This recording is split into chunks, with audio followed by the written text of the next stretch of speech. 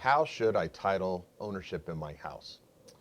Well, it depends on your circumstances, of course, as often is the case when you're making a legal decision. If you're single, you're going to title your house in your name almost always, especially if you're young. But if you're married, you have a choice. You can title your house in the name of the husband. You could title the house in the name of the wife. You could title the house in the name of a trust that you establish for the benefit of husband and wife. Or you could choose what is often our preference at Griffith Law Group, and that is the estates by the entireties. Estates by the entireties is a form of ownership for husbands and wives, where you put both the husband's name and the wife's name on the deed, and then it's preferable if you identify them as husband and wife. So it would be Carol Smith and Bill Smith as husband and wife. That satisfies the estates by the entireties definition.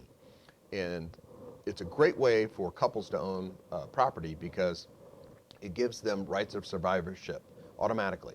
If the husband dies, the wife automatically gets the house. If the wife dies, the husband automatically gets the house. You don't have to go to court. You don't have to file any documents. It's very simple. All you have to do is record one document called a survivorship affidavit with the recorder's office. That's all you have to do, and automatically it cleans up the transfer of title from husband and wife to just husband or wife.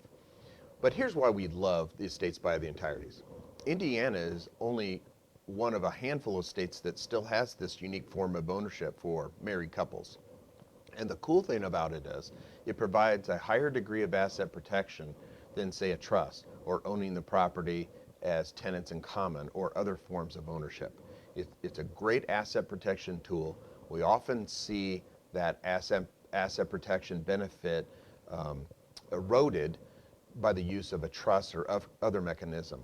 While we do like owning real estate in a trust in certain circumstances, for most young married couples, the estate by the entireties makes all the sense in the world, and we disfavor other forms of ownership until the couple is much later in life or there are other circumstances that warrant a change in the ownership of the house.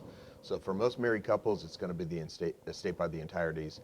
To make the decision appropriately, though, you really should sit down with a knowledgeable real estate attorney and see if the estate by the entirety is in a great way for you to protect assets and plan for succession.